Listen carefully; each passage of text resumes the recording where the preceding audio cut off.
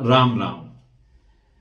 जीवन में जब भी हमें कोई समस्या आती है तो उसका हम उपाय करते हैं, चाहे वो ज्योतिषीय दृष्टिकोण से हो, चाहे किसी और माध्यम से हो। हम चाहते हैं कि हमने इसका उपाय किया और हमें इसका समाधान तुरंत मिल जाए।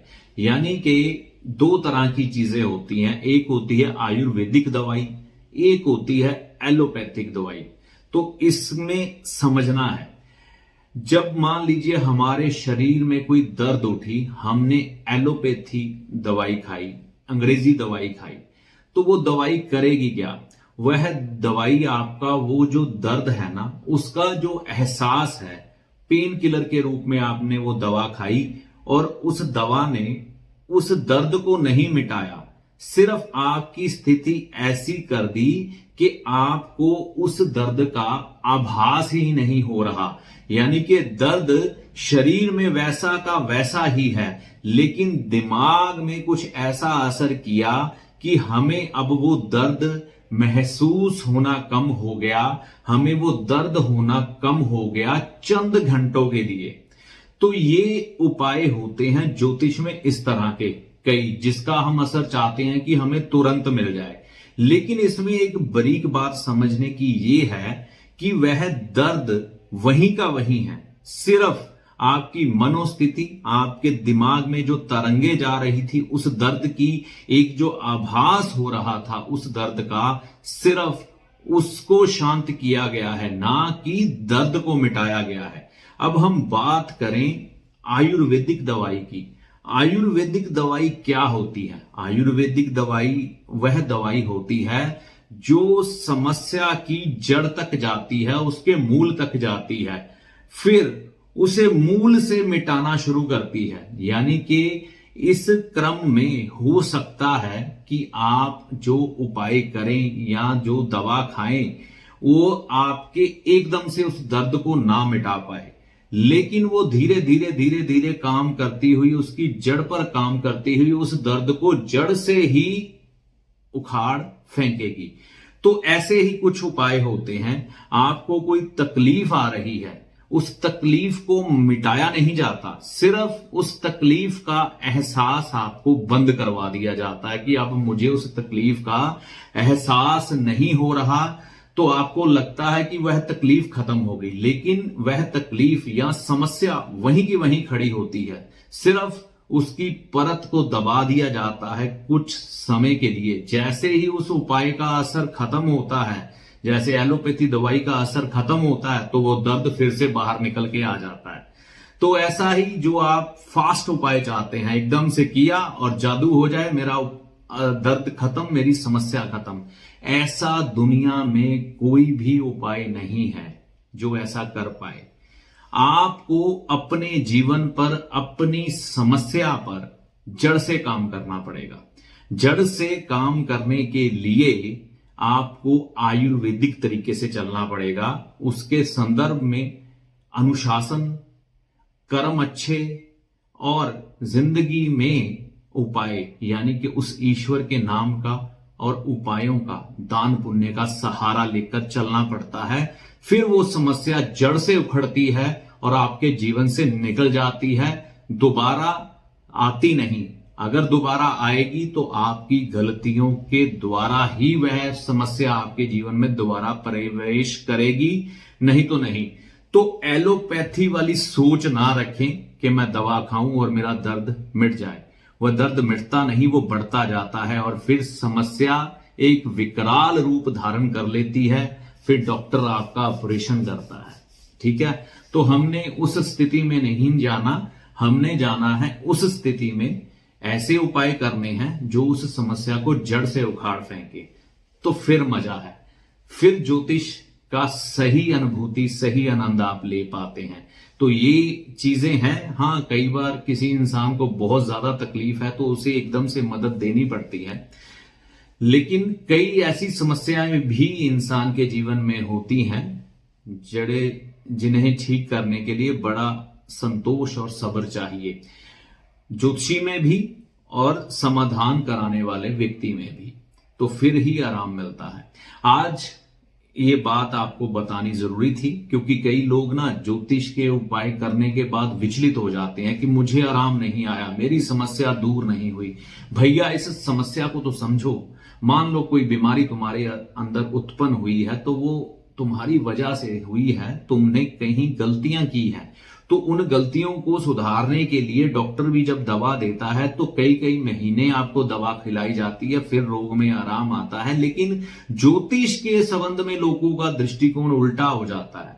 तो कई लोग फिर अपने यजमान को बचाने के लिए कि हाँ भाई ये मेरे पास ही आता रहे, मुझे ही कुंडलियां दिखाता रहे या मुझे दक्षिणा देता रहे, तो उसके संदर्भ में अपनी बुद्धि का इस्तेमाल भी उस तरीके से करते हैं और कुछ ऐसी चीजें खोजने की कोशिश करते हैं जो आपके लिए सही नहीं होती। लेकिन कहीं ना कहीं इसके पीछे यजमान भी जिम्मेवार होता है और कुछ हद तक ज्योतिषी भी सही मार्गदर्शन को समझें, सही रास्ते पर चलें, आयुर्वेदिक और सबर वाले तरीके से चलेंगे तो जिंदगी सही ट्रैक पर सही तरह चलेगी।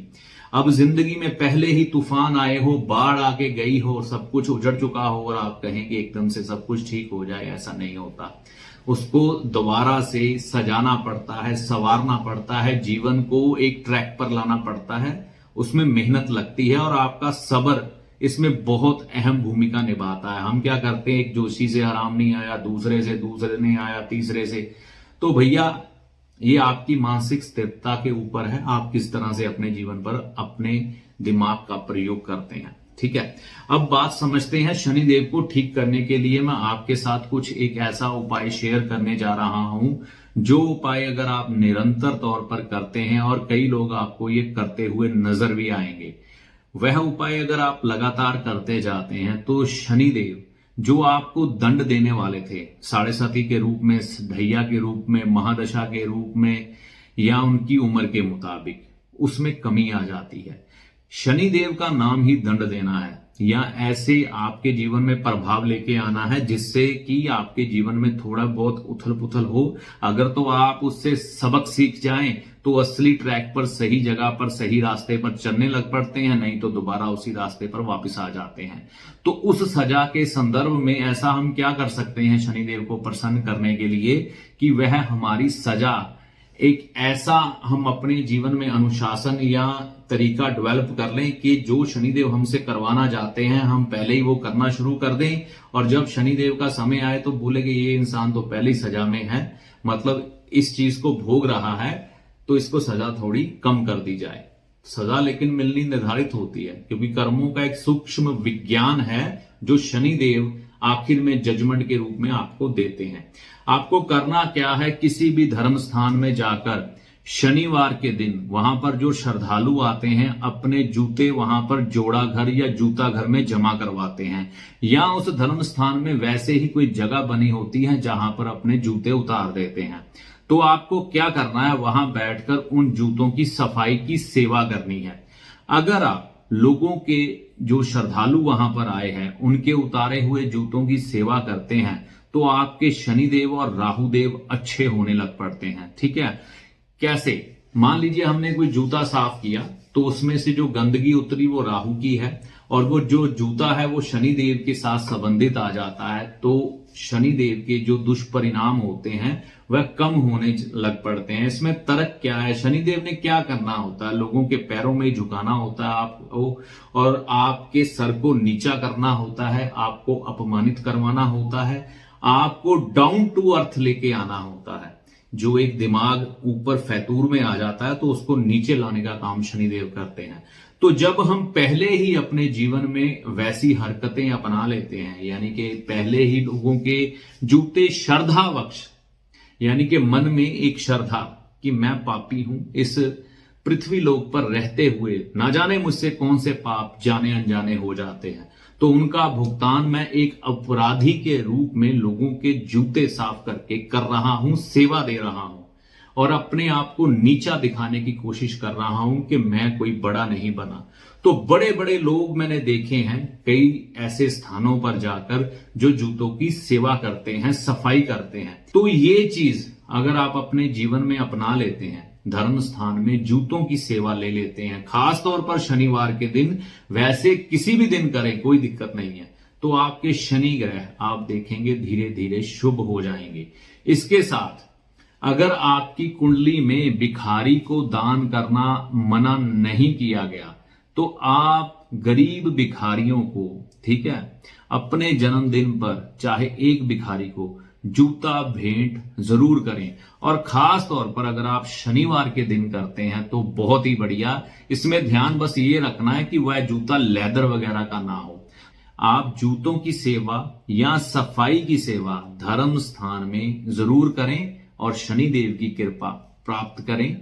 ये वह कर्म है जिनके लिए हमें मेहनत करनी पड़ती है, अपने आप को झुकाना पड़ता है, तो इनके जो असर है फिर वह लंबे समय तक रहते हैं और ईश्वर की और शनिदेव की कृपा आपको प्राप्त होती है। करके देखिए, आपको लाभ होगा और जब लाभ लगे तो लोगों को भी इस काम के लिए प्रेरित करें। अगले वीडियो तक के लिए राम राम।